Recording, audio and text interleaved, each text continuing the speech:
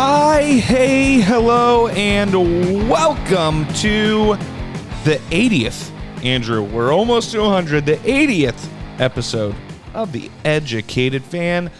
My name's Brandon. I'm joined here by your co-host, my best friend, Andrew Moore. How are you doing, buddy? Living the dream, man. It's middle of July. Only working 2 days this upcoming week. Then I'm going to spend long 5 days at the lake. Going to relax and then enjoy the lake before football season starts up. Things have been going good. Been doing a lot of writing for Sports Illustrated. Been really excited for the upcoming Colts season. Yeah, just enjoying the summer. How's life up there in Seattle? Seattle's fine. A lot of Seahawk fans. I mean, I'll tell you what, like, this city is all about their sports teams. That's for sure. I mean, everywhere I go, I'm seeing Seattle Seahawks stuff, Mariner hats, and the new NHL expansion team, the Seattle Kraken, that'll be starting up this year. People are already wearing a bunch of their merch. Like that's a thing already. So that's been pretty cool. But yeah, just enjoyed the UFC fights last night. Conor McGregor, broke his own ankles after Dustin Poirier beat on him for a while. And then I went and saw Black Widow today. So it's been a good weekend. Just so you know, our first episode of Bad Beats with Brandon yesterday, my first episode, I guess, 50%. Not bad. Not too bad. Which typically on fights, not my best picks. Fights are not my best picks. So I was happy to go 50%, to be completely honest with you.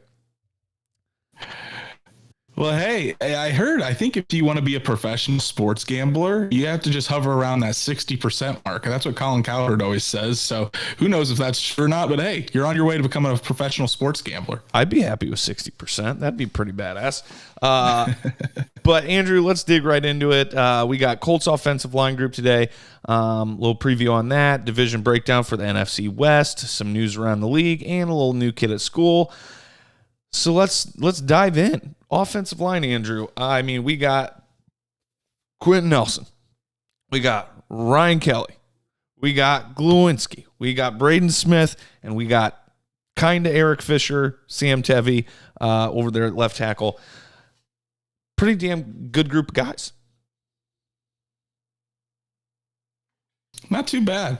Before we get started, let's talk about these great gifts that Vonda Young, your aunt, got us. We have educated fan drinks now for the show. Thank you, Vonda. I swear to God, as we both take a drink. I swear to God, there's real grass in there. She swears it's not. I swear to God it is. I swear they used epoxy on top of grass. I have the name of the woman who made them too. Shout out to her. I think I'm going to do, not next week, because I'm doing AFC North, but I think we're going to do NFC North next week because Kay Hoffland, who made these for us, thank you, Kay, is a Packers fan. So we're going to give her another little shout out on that episode. But yes, now let's dive into it, Andrew. Best offensive line in football, plain and simple. That's what it is. Biggest question right now, obviously, is left tackle position. And how are we feeling about Sam Tevy and how he's going to perform before Eric Fisher gets back? Yeah, certainly one of the strengths of this Indianapolis Colts team is their offensive line. Yeah. It has been pretty much ever since 2018, since the Colts drafted Quentin Nelson 6th overall. And this offensive line becoming the strength of this team, it's why the Colts have had so much success in the run game over the past few years. It's partially why Carson Wentz wanted to come to Indianapolis so bad, is because he could be behind that elite offensive line. And really, when you have an offensive line like we do that dominates up front, it just opens up so many different avenues for this defense, or for this offense, I should say. Now, when we're going to talk about, we'll start with the left tackle position because Anthony Costanzo retires before the draft. We thought maybe we go with left tackle with our first pick. Don't even take a tackle till the 7th round. Yeah. And that guy's going to play guard pretty much. So we get going and fans start freaking out. But as always, Ballard is patient. He signs Eric Fisher, and we'll talk about Fish here in a bit. But because of Eric Fisher tearing his Achilles, in January, he's not going to be ready for the start of the season. So that goes the most probable starter at left tackle will be Sam Tevi. Yeah. Now, Sam Tevi was signed with the Colts on a 1-year deal. He was with the Chargers last year, or for several years before that. And he started at left tackle for the Chargers last year and was their right tackle for 2 years prior to that. So Sam Tevi has quite a bit of starting experience. And when you look at his film, I mean, Sam Tevi obviously is not Anthony Costanzo or Eric Fisher. He's not a top left tackle in this league. But when you look at Sam Tevi's body of work, he's a solid option. And I think we can be, I'm not going to say we can be confident because I want to see him in camp. I want to see him in preseason. I want to see him in these first games. But I think looking just at his past game film, I think he's a viable option as a fill-in until Eric Fisher is available. Yeah. Now, when you're playing next to someone as like a Quentin Nelson and Ryan Kelly, that's certainly going to boost your ability to play. I think that bodes well for Sam Tevi. But at the same time, until he gets out there week 1 or week 2, when we're in this tough schedule to start out, we're not going to exactly know what Sam Tevi is capable of until we actually see him in that game situation. So it is a little disconcerting, but as far as being a fill-in, I think Sam Tevi I think he should be able to come in, play, I'm not going to say considerably well, but play good enough that the Colts are able to win games with Sam Tevi at left tackle. Yeah, I agree with you there. I think he's a real good depth piece, and he's going to be a depth piece after Eric Fisher comes back. I do think, like you mentioned our tough schedule starting out. I'm real glad that, none of our, as of right now, none of our starters on the inside of the offensive line are missing for that second game of the year against the best defensive tackle in the league, and Aaron Donald. I'm glad we're going to be full strength in the middle there. But yeah, I mean, when you got Quentin Nelson next to you, makes your job a lot easier because nobody's worried about, let's just face it, nobody's worried about Sam Tevi. They might try to come after Sam Tevi, but they still have to deal with Quentin Nelson, who has eyes on the back of his head. So, I mean, I think he's going to be okay, especially if it's only, a month and a half. What's that give him? 6 games starting, probably, maybe somewhere in that neighborhood. But yeah, I'm ready to start hearing stories about him because I know the media is going to be all over that during training camp. Once the pads are on and things are getting serious, preseason we'll get to see him. Like I said, yeah, I'm going to be watching a lot of offensive line play this preseason for sure, along with hopefully getting to see Carson Wentz, a little bit at least early or probably mid preseason. Well, and you talked about it too. Sam Tevi, once Eric Fisher comes back, you're very happy with Sam Tevi being your swing tackle option because, I mean, like I said, not only can he play left tackle, he started 2 years at right tackle as well. Sam Tevi as your backup tackle at both spots, you're very comfortable with that. Now, last year, I mean, we saw that was a position that the Colts really struggled in, was their backup tackles, because when Costanzo and Braden Smith went down, you had LaRaven Clark and Chaz Green, both terrible options. So you bring in a guy like Sam Tevi, and while we're expecting Eric Fisher to be back, as of right now, the word is mid-October. That's the tentative timeline of when we could possibly see Eric Fisher on the field. But when Fisher does come back, if he goes back down or something happens to Braden Smith, you're comfortable that Sam Tevi is able to jump in at one of those tackle spots and play decent enough that you don't see such a drastic fall off as we did last year.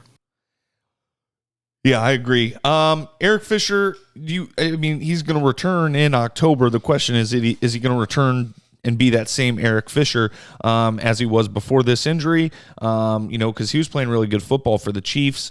I imagine, Ballard obviously believes so. What do you think? I think he can, because we've seen offensive linemen come back from Achilles injuries before and play at a very high level. Just right off the top of my head, I think Jason Peters has torn his Achilles and came back and made Pro Bowls. Brandon Brooks, the great guard from the Philadelphia Eagles, as well. He was an All-Pro, came back from Achilles injuries in both of his legs. So as for the offensive line position, a torn Achilles isn't the death sentence that it a lot of sometimes is for like a receiver, a cornerback, a running back, a position that requires that explosion. So I think Eric Fisher can come back. And we're going to talk about playing right next to Quentin Nelson. That's going to help. Eric Fisher has never played with a guard next to him on Quentin Nelson's level.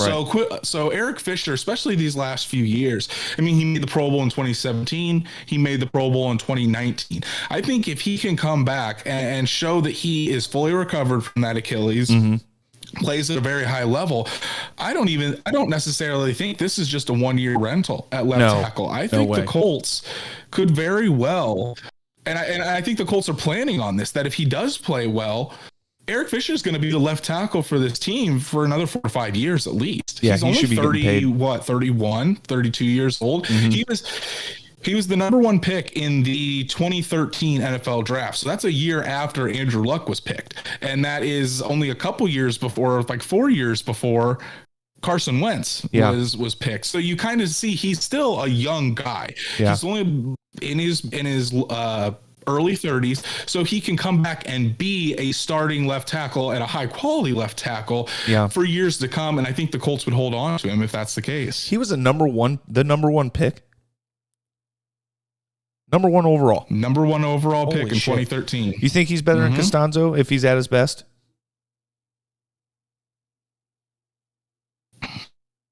If he's at his best, I think yes, maybe just by a sliver. I don't think there's a huge discrepancy between the two, because I think Anthony Costanzo was a Pro Bowl left tackle, even though he wasn't selected to the Pro Bowl. Yeah. Eric Fisher has been selected because I think just being on the Chiefs, you get more exposure.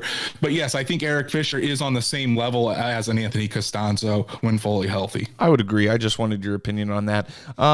Extensions looming for Big Q and Braden Smith. Do you think those are going to get done before training camp or during training camp this season? When do you see those getting done?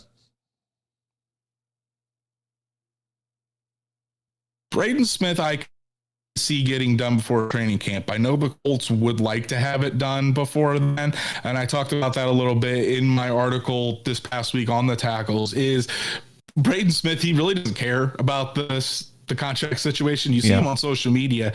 All he's tweeting and putting on Instagram is tips about gardening and his photos of him fishing. Yeah, I just saw one of his photos of the fish today. Spending time outdoors. He said he says he gets paid to play football. His agent gets paid to do all the contract stuff. But and this is kind of what we were talking about. I don't know if it was last week or 2 weeks ago when Ryan Ramczyk got his extension and how that has an impact on Braden Smith, because that Braden Smith extension, since this is his contract year, since he was drafted in the second round of 2018, he doesn't get that 5th-year option that Quentin Nelson does. So the Colts are really trying to get this wrapped up before training camp here in the next couple of weeks. If it goes into training camp, I don't really think that's too big of a deal. But I would expect it to get done sometime before week 1. As far as Quentin Nelson's concerned, I don't see that happening until probably next year. Because of that 5th-year option, there's really not a need to get it done. Quentin Nelson is locked into contract through 2022, and I think they want to concentrate on getting Braden Smith done and Darius Leonard done, and then maybe this next offseason they'll pay attention on getting Big Q his record-setting contract, because he's gonna reset the market for interior alignment. That's a given. Yeah, he's definitely gonna set the market for the left guard position and probably interior alignment in general. What about, I mean, how big do you think Braden Smith's extension is going to be looking? Is he going to be in, top paid in the league, or is he going to be second, third, somewhere down there? I don't think he's going to get Ryan Ramczyk money, because Ryan Ramczyk is an all-pro left tackle. Now, do I think Braden Smith is a top 5 right tackle in this? Did I say left tackle for Ryan Ramczyk? I meant right tackle. Braden Smith is a top 5 right tackle in this league. So I would expect Braden Smith maybe between $15 to $17 million. I could very easily see that happening. Not necessarily the 19 to 20 that Ramczyk got, but between 15 and 17 is kind of what I'm guessing it would be. Okay. Yeah, because I don't know how much money these guys make. I know left tackles obviously make a boatload. But I don't know about right tackle, centers, yada yada. Ryan Kelly's, I wouldn't have been able to have any guess at all what kind of money he was looking at. Now you've got this in the notes, Andrew, about this possibly being Glowinski's last year with the Colts. Is that how old is he? Is that a contract thing you're worried about, or is it a age thing?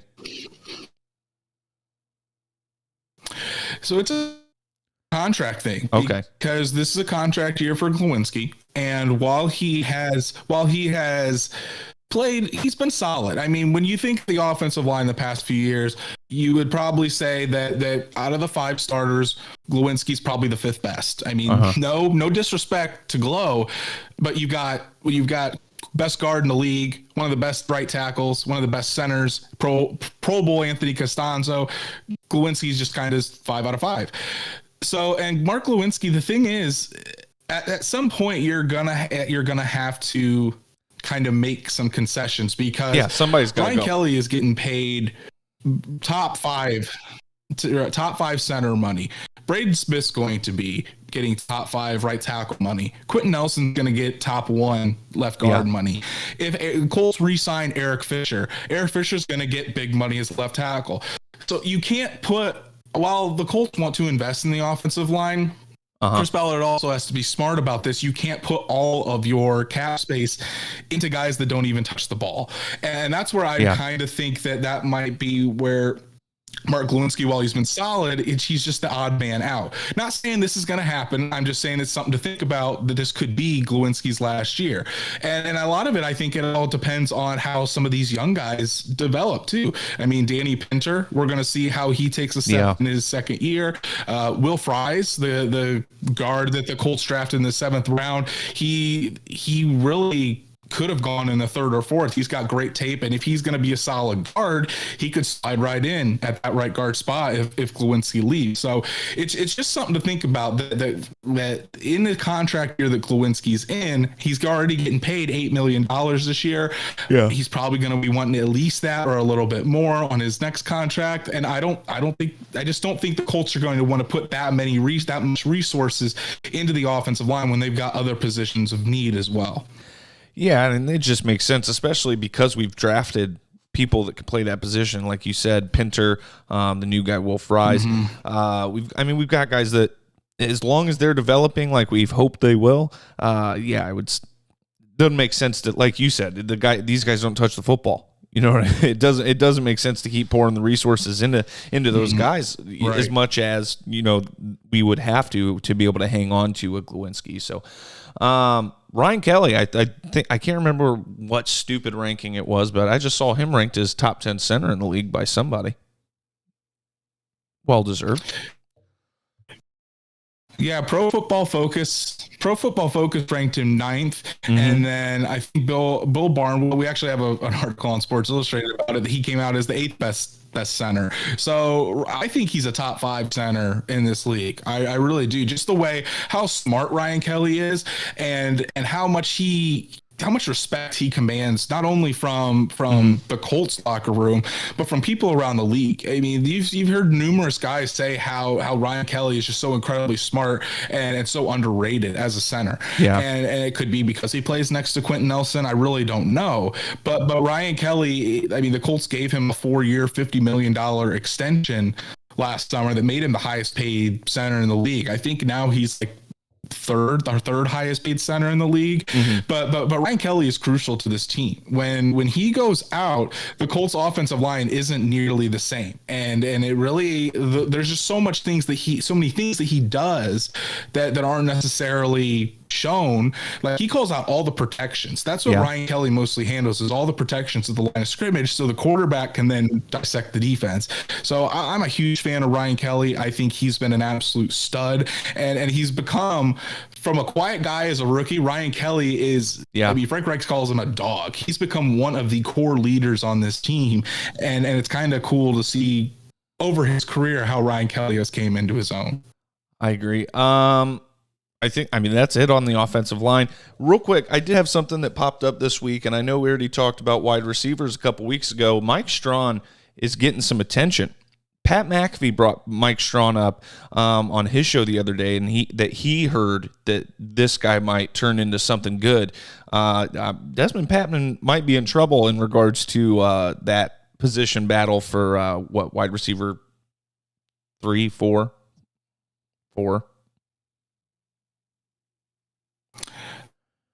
I'd say wide receivers 5 or 6, honestly, because you're forgetting Zach Pascal in there behind Hilton, Pittman, and Campball. Because I was forgetting honestly, Campbell, to be completely honest. One of the big. Well, I mean, that's going to be one of the camp battles to watch is Desmond Patman versus Mike Strawn, because the Colts only keep 6 wide receivers usually. And you're probably going to have Ashton Doolin on the team just because he has that core special teams role and has became a very good special teams player for the Colts. Michael Strawn and Desmond Patman, they play a very similar role, both big body wide receivers, both deep threats. And you're right, Chris Ballard has said that Mike Strawn isn't necessarily as raw as some people might think. So he did get some run with the ones and OTAs, but typically everybody does just to kind of see how they'd mesh. That will be a fun camp battle to watch. Not even only in camp, but watching in the preseason games to see who performs better, Desmond Patman or Michael Strawn. So just keep your eye on that one. Yeah, I know Pat pays attention, but for him to pick out, a mid-round draft pick for the Colts, that could be battling, like you said, for 5th or 6th spot on the wide receiver depth chart. That tells me Pat McAfee heard something about this guy. You know what I mean? Like, because he does still know guys in the organization. I just thought it was really interesting him to point that guy out specifically. So, all right, that's the offensive line break preview. Go ahead. Sorry. I mean, I love Pat. I love Pat, but at the same time, I mean, he's also.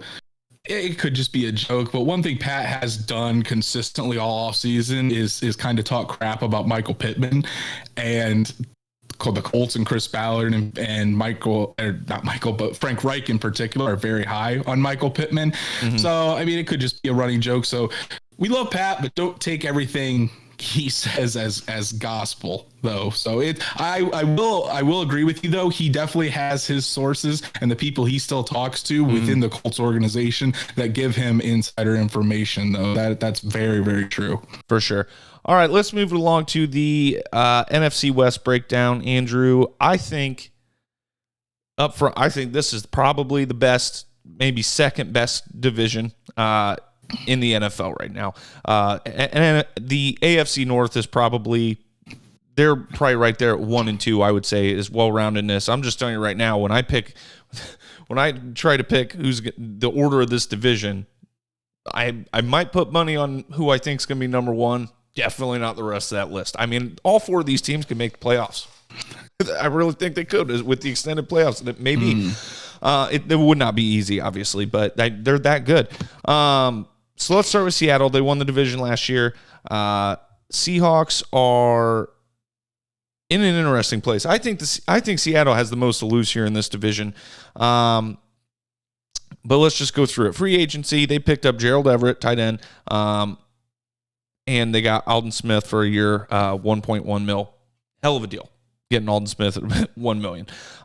They hung on to Chris Carson, Carlos Dunlap. They've lost cornerback Shaquille Griffin, 40 over 3 years to Jacksonville. Carlos Hyde's gone. Quentin Dunbar to Detroit. Am I missing anybody in free agency off the top of your head that stands out to you?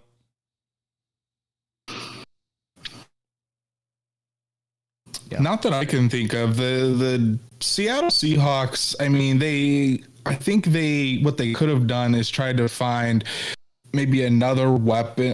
Jared Everett's going to try to be that other weapon for the Seattle offense. But honestly, the big story this offseason was just the beef between Russell Wilson and Pete Carroll and kind of their back and forth, and if Russell Wilson wanted to actually be in Seattle or not.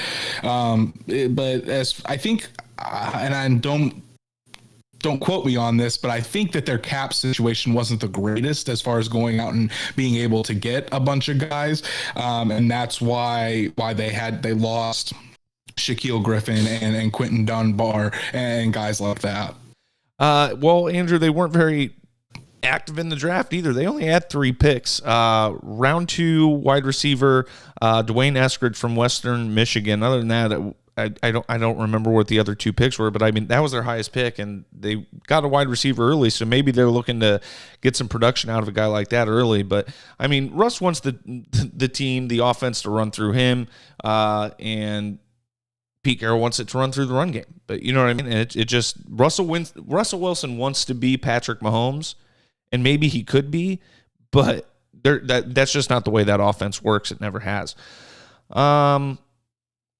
Schedule, primetime games, they've got 5, which that's the most you can have, right, is 5 games?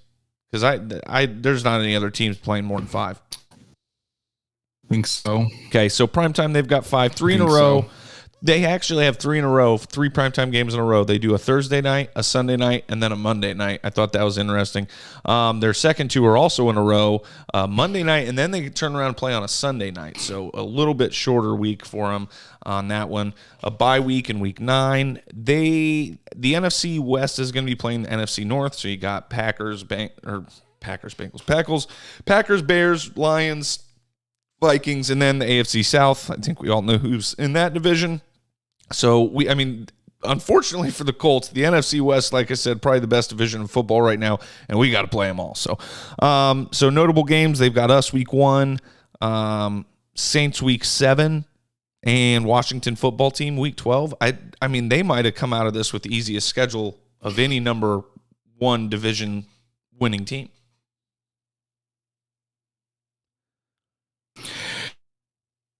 Yeah, that game week 1 against the Colts, that's gonna be a big one. I don't think that the Seahawks should take the Colts lightly, and I don't think the Colts shouldn't take the Seahawks lightly. It's the last 2 times that the Colts and the Seahawks have played, one was I think Andrew Luck's rookie year, or close to it, where T.Y. Hilton just burned Richard Sherman on multiple. Oh yeah.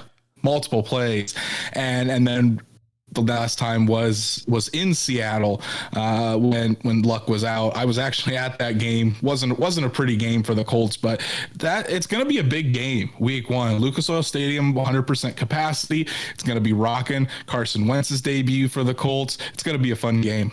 We got our tickets for the Rams game. So we'll be at the Rams game officially. Tickets, I mean, they're not easy. They're selling out already. The games are already, I think, sold out. They're not cheap right now either. People want to go to these games. These ticket prices are killing me. But, yeah, and then so week 2, Rams is who we play, and they were second in the division last year. So they were 10-6. Their free agency, they picked up Matty Stafford with a trade with the Lions. That's what's going to set this team over the edge. I'm telling you. Matt Stafford has been one of the most underrated players in the league for years because he played for the shitty Detroit Lions. He's going to do some real fun stuff with this team. They picked up Deshaun Jackson as well, which, we'll see. He'll probably be injured after week 2. He'll score some touchdowns week 1, and people will be like, oh, it's old Deshaun Jackson, and then he'll get injured week 2. They hung on. They were also able to hang on to defensive end Leonard Floyd. They broke him off 4 years, $64 million. So, gone. Strong safety. John Johnson went to Cleveland. 33.7 over 3 years. Offensive linebacker. Woohoo! Outside linebacker Samson Epukam. He's now in San Francisco. Like I said, tight end Gerald Everett, and the boat. Blake Bortles, no longer the backup quarterback. I would love Blake Bortles and Matt Stafford hanging out. I bet that would be one fun quarterback room. Draft. Nothing super notable. Round 2, they got Tutu, I think Atwell. Is that right? Autocorrect got me in the notes. Wide receiver from Louisville. They had 9 total. Tutu Atwell. Yep, they had 9 total picks. Mm-hmm. Most of them were mid to late rounds. Scheduled, they're another 5 primetime team. They're in LA. It's just they're gonna transition one of those teams that the NFL is constantly favoring, being in LA. Week 1, hosting the Bears Sunday night, and then they're coming to Indianapolis week 2. Bye week in week 11. Notable games. hosting Tampa week 3. They've got a not fun start either. This one stands out, though, hosting Detroit week 7. I really wish this game was in Detroit and not in LA. I really do. Obviously because of the trade. At Green Bay week 12 after their bye, and at Baltimore late. What do you think about the Rams? Yeah, it seems they have quite a bit, like a tougher schedule than Seattle even does. Yeah. I'm high on the Rams. I mean, I think Matthew Stafford, I think you're right. Matthew Stafford with Sean McVay, I think it's going to make a big difference. And I mean, not only do they have Deshaun Jackson, Robert Woods is there, Cooper Kupp. They've got some good guys there in that Los Angeles Rams offense. And of course you have Aaron Donald, Jalen Ramsey. You've got some studs on the defensive side of the ball. So it's again, week 2 at Indianapolis is going to be a huge matchup. The Colts are really starting out of the gate just with a very, very tough schedule. Yeah. And that's going to be an awesome football game. I mean, I think at this point you might have to have the Rams be your. Yeah, I think at this point the Rams might have to be your favorite for the division. They've got a really good team this year. The Rams are my favorite for the conference. Honestly, I mean, I think the Rams are going to the Super Bowl. I really do. I think the Rams could go to the Super Bowl. That's probably going to be my pick for the NFC. Cardinals, you wouldn't believe it. I mean, I guess you have to believe it. They went 8-8 last season, but the way they started, that's not the way I saw their season going. They did have a pretty good free agency, a very active one. They got J.J. Watt, new kicker, and Matt Prater, A.J. Green, Malcolm Butler, James Conner, backup quarterback Colt McCoy. I think that's going to be he's a phenomenal backup. Everybody's always talked about how great of a backup quarterback he is. I think that's really going to benefit Kyler Murray. They did lose Kenyon Drake and Patrick Peterson. Peterson's now in Minnesota, and the outside linebacker Hanson Reddick. The draft pick round Reddick. Yeah, round 1, pick 16. Reddick. Zaven Collins, linebacker out of Tulsa. That was kind of like a surprise pick in the draft, but like I hadn't heard much about him up until like a few days before, and somebody got the bug and they heard that the Cardinals were wanting him, I think. And then round 2, pick 49, Rondale Moore, wide receiver, Purdue, boiler up. I really did wish he was going to the Colts. I really was hoping we'd land that pick, but can't have them all. All right. Schedule. Primetime 3, Colts on Christmas. By week 12, notable games. They do have to deal with Tennessee week 1. They're at Dallas. Kyler is from Texas, I believe, so that should be like kind of a fun coming home game from him. I don't think he's ever lost a game in that stadium. Little fun fact. What do you think about the Cardinals, Andrew? Kyler Murray, I remember them asking Kyler Murray if he was a Cowboys fan, and he said no because they were always losing when I was growing up. So I thought that was a little funny subtle dig that he put there. But Cardinals have potential. They're definitely going all out. Yeah. With free agency, they took a lot of older guys. I mean, like J.J. Watt, A.J. Green. I'm not a fan really of Malcolm Butler. Right. And I don't even know if Larry Fitzgerald has fully committed to coming back this year. But if not, I mean, you have Rondale Moore there. So I think their whole mindset is just putting weapons around Kyler Murray and letting Cliff Kingsbury put him in the positions to succeed. Again, it's another very competitive team, and it's almost when we go through these teams, and I'm starting to think a lot of this division, it's almost so tough that these teams are going to wear each other down, just playing them so much throughout the year. And I think the Cardinals, I'm not sure if their veteran presence, I mean, they do have J.J. Watt, DeAndre Hopkins. Kyler Murray will be in his 3rd year now. So they've got they've got the pieces. It's just, are they going to be able to conquer the LA Rams of their division, the Seattle Seahawks, even the next team we're going to talk about, in the 49ers are only 2 years removed from the Super Bowl. So I'm not sure if they're quite there yet, but they have a lot of young budding talent. Yeah, the Larry Fitzgerald situation, he is not officially retired to the best of my knowledge, but he's not been re-signed by the Cardinals. I've heard that a lot of people are thinking that he is just going to wait it out for maybe an injury for another team that, you know, is emerging as a Super Bowl favorite midway through the season, or just, I mean, he can sign all the way up to the day before the Super Bowl to a team that is going to the Super Bowl anytime he wants. He's a completely free agent. So Gronk signed late in a season with the Patriots at one point, right? He was gone and came, or people thought he would come back, whatever it was. He could have. So I think I would love to see Larry Fitzgerald actually get a Super Bowl. Who knows? Maybe the Cardinals will make a run. He'll re-sign with the Cardinals late. That'd be really interesting. You got anything on Larry? I mean, I love Larry Fitzgerald. Same. He's Larry legend. He's one of my top 5 wide receivers of all time, and I kind of echo that statement. I really wish that Larry Fitzgerald would get a Super Bowl ring before he retires. I would love to see it. I remember that Super Bowl well. I mean, the Cardinals got absolutely robbed. Kurt Warner got robbed. Was it Santana Moss that caught that toe-touching pass? I mean, that was nuts. That game was insane. 49ers last season, 6-10. Free agency, they were able to hang on to Trent Williams. I think he just went there last year on a 1-year deal. So they were going to re-sign him no matter what. They got center Alex Mack, outside linebacker Samson Ibukum. Like I said, they signed Sanu. I thought that was an interesting signing. And they got Tavon Wilson from the Colts.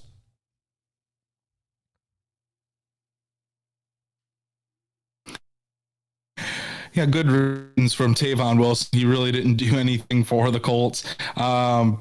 They gave Trent Williams that massive contract extension. Yeah. Alex Mack, I think, is a good get. But I mean, we're going to talk about some of the guys that left. The main problem was just how unhealthy and how injured San Francisco was last year. And if they could just get their injured guys back and keep them healthy, I think they're going to be at that same level that they were a couple years ago. Yeah, their run game is nasty. If they can get some reliable quarterback play as well and keep the injuries under control, again, this team is set up to be a playoff team. I mean, all of these teams, honestly, maybe the Seahawks are the ones that slide all the way to the bottom this season. That'd be wild, but they did lose C.J. Beathard, backup quarterback, Solomon Thomas, Marquise Goodwin, and Tevin Coleman. Tevin Coleman was a part of that awesome run game, but I think they drafted a running back in the 3rd round. Round 1, obviously, they drafted quarterback Trey Lance with the 3rd overall pick. Round 2, they got a guard to help protect Trey Lance because, again, I think Trey Lance is the one you're going to be seeing playing this year, not Jimmy G. Guard Aaron Banks from Notre Dame, and, again, a running back in the round 3. But who's their Raheem Mostert is their lead running back right now. Mm-hmm. Yeah, they're going to be fine. Prime time, they have 5 games, and this is kind of funny just because their record was so poor last year, but I mean, it's the 49ers, and they're a large market, and I think the NFL knows they think that the 49ers are going to be good too, so I don't think they hesitated at all giving them that many games. They do have an early bye in week 6. Notable Green Bay at home, which they seem to have dominated Aaron Rodgers in San Francisco, but will he be playing? We don't even know, but that's the only way. That's really the only significant game, other than, the other divisions they're playing. They play us, yada, yada, yada. That's the game you're going to. There you go. There's the notable game. Andrew going to the game in San Francisco against the Colts. Yeah, that'll be a fun one. I'm excited for that. We very well could be seeing Trey Lance by that time. We could be seeing Trey Lance by week 1. That's as far as storylines around the NFL. That's going to be one to watch. Is who's going to start week 1? Is it going to be Jimmy G or is it going to be Trey Lance? Trey Lance is an incredibly smart football player. I was a huge Trey Lance fan this offseason coming out. I loved his game. I loved his potential, and it sounds like the 49ers do too. Now, something I want to bring up, though. I mean, we talk about all the time about Kyle Shanahan being this phenomenal head coach. Do you know that without Jimmy Garoppolo as his quarterback, Kyle Shanahan has only won like 25% of his games without Jimmy G as his quarterback? That's pretty significant. I mean, you would think for as much hype as we give him as being a phenomenal coach, offensive genius, this offensive guru, that he would be able to take other quarterbacks, and other quarterbacks and raise them up to a high enough level to win. Just something to kind of think about. But I mean, when you talk about how many guys were injured last year for the 49ers, I think if you get that back, they can compete. I don't know if they can compete for the division necessarily, but I think they could probably compete for a wild card spot. And we'll just have to see what happens. But biggest storyline for San Francisco. When is Trey Lance? Because it's going to happen at some point this year. When is Trey Lance going to be the starting quarterback over Jimmy Garoppolo? It's going to happen early. I'm telling you right now. The Kyle Shanahan thing, he does have to have a competent quarterback at least. And I don't think any of these backups that he's had were worth a shit. To be completely honest with you. So, I mean, Jimmy G's still better than any of those guys that were playing, that's for sure. So, I wouldn't put him up there with a Sean McVay personally, but Sean McVay went to a Super Bowl with Jared fucking Goff. So, I guess Kyle Shanahan went with Jimmy. I guess Kyle Shanahan went with Jimmy G. So, I would put Jimmy G a little bit above Jared Goff in my book. Prediction. I have this written down as Rams, 49ers, Seahawks, and Cardinals, and I don't know if I think that's the way it'll shake out or not. What do you think?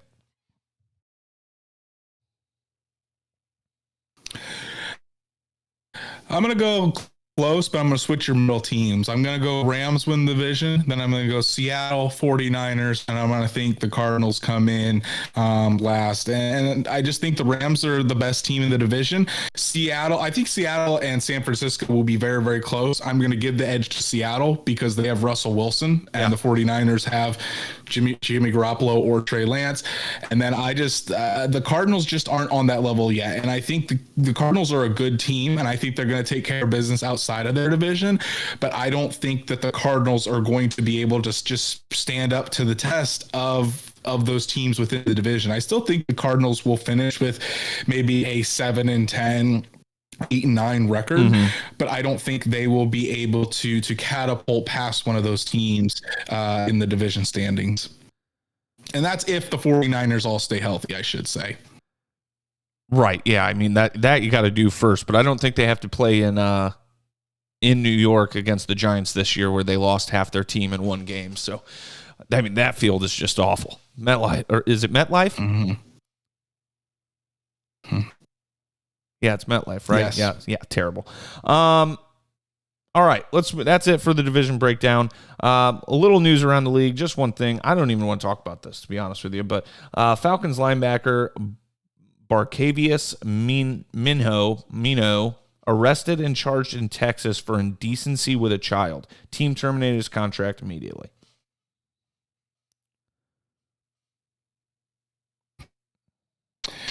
Yeah, Barkevius Mingo, former Colt, was actually with the Colts when Chuck Pagano was here.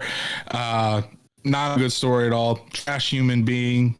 Falcons made the right move. To even be in a situation like that is downright disgusting. So hopefully he goes. Everyone innocent until proven guilty. If this man is guilty, I hope he goes away for a long, long time. For sure. All right, Andrew. It's time. I got to do the whole thing where I turn it down. It's time for your segment, The New Kid at School. Class is in session.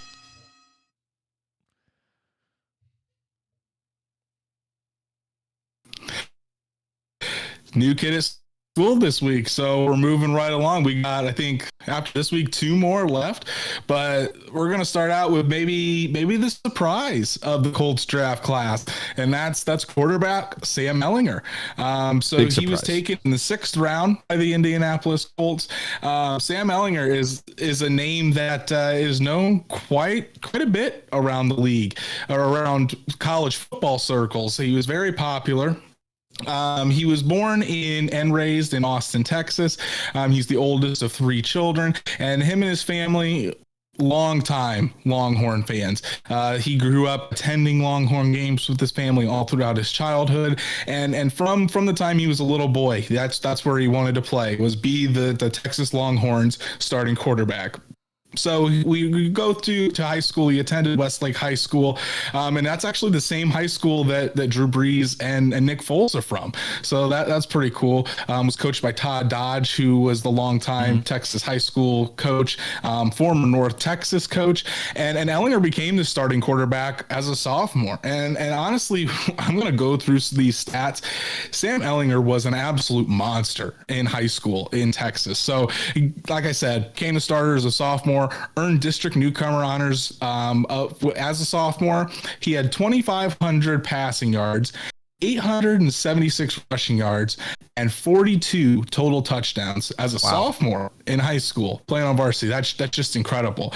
And then when he was a junior, he had his best season of all. He led Westlake to the 2015 state championship game. He took home Class 6A Offensive Player of the Year, and he finished that season with 4,000 passing yards, 1,300 rushing yards, and 71 total touchdowns. That's wild. So he had 50 passing touchdowns, 20 rushing, and then he caught one for a touchdown too. Just an absolute monster.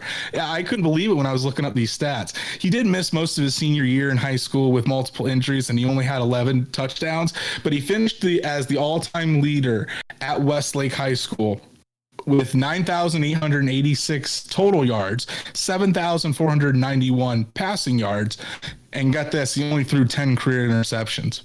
Pretty wild. Sam Ehlinger had one hell of a high school career. He was a 4-star recruit out of high school, the number 4 dual threat quarterback in the country. And he initially received scholarship offers from Houston and SMU, a lot of Texas schools. But then once his hometown Longhorns offered, it was a wrap. That, like I said before, that was his dream. His entire childhood was wasn't even to play in the NFL. It was to be the Longhorn starting quarterback. And as soon as they offered, no other schools came calling. He committed right there on the spot. And honestly, it was also in honor of his dad. It's kind of a sad story, but his father Ross passed away in March of 2013. Only at the age of 46, he suffered a heart attack competing in the swimming portion of the escape from Alcatraz triathlon in San Francisco. So just a tragic death, and we're going to talk about unfortunately another situation like that with Ehlinger that just happened this past year. But once he did get to Texas, I mean, he again continued his career as just putting up incredible numbers. So he, as a freshman, he led the team in both passing and rushing yards. He was honorable mention All Big 12 and the second Texas quarterback with 40 total touchdowns in a season as a sophomore. Wow. Again, honorable Big 12 as a junior, team captain, both his junior and senior year. We kind of talked about this when he was drafted. He was only the 7th two-year team captain in Texas history. So the kid's competitive through and through, incredible character through and through. And he ended his college career with 11,436 passing yards, 94 touchdowns passing, 33 touchdowns rushing, and 1,907 yards rushing as well. So just an incredible dual threat quarterback, putting up numbers that really no other Texas quarterback has put up throughout their careers. So he went to the Senior Bowl. Guess who loves the Senior Bowl? Chris Ballard and the Indianapolis Colts. The Colts drafted him in the 6th round, and this kind of leads right into how he's going to help the Colts. Right after the draft, Chris Ballard said, whatever it is, Ehlinger has it. That competitiveness, that fire. The kid's just a winner. Yeah. And when I'm reeling off all these stats from his high school career, his college career, not only did the kid produce, but he, like I said, he's just a winner. He's won at every single level. And his coaches say he's very mature. He said he gets along with everybody. And then even former Texas coach Tom Herman says that Ellinger is the best I've been around in terms of leadership. That's a pretty high mark for him to say.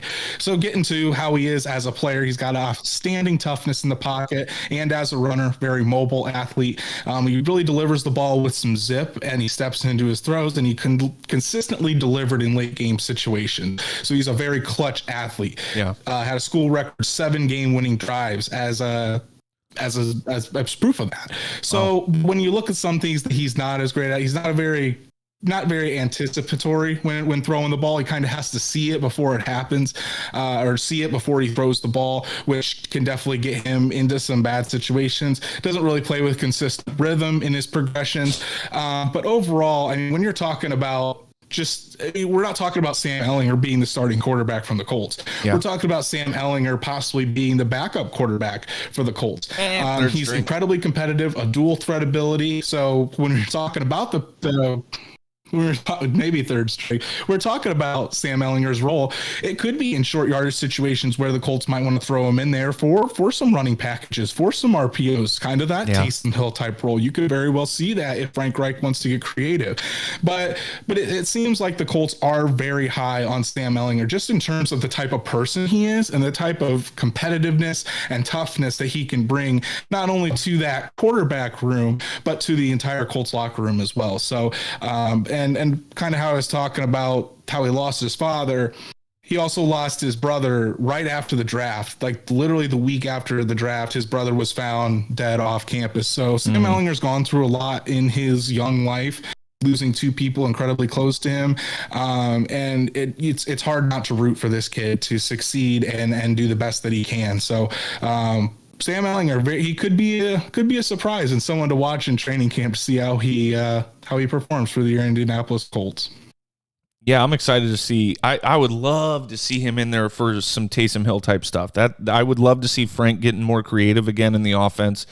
Without a mobile quarterback last year, I thought Frank's creativity had declined drastically, but he just didn't have the options that he had when he had Andrew Luck. Now he's got Carson Wentz, and he's got this kid, Sam Ellinger. So it's going to be really interesting to see what his role is going to be. But that's it for the show, guys. Please go follow us on our socials right up here at @theeducatedfan_. Should be easy enough to find because it's spelled the right way now. But yeah, I don't have anything else. Do you have anything else today, Andrew? Not really.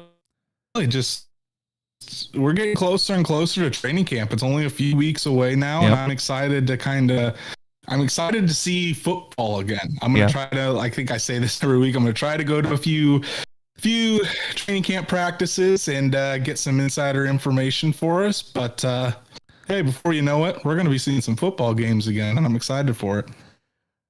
Yeah, I'm pumped. I can't wait. But thank you for listening to The Educated Fan. And as always, go Colts.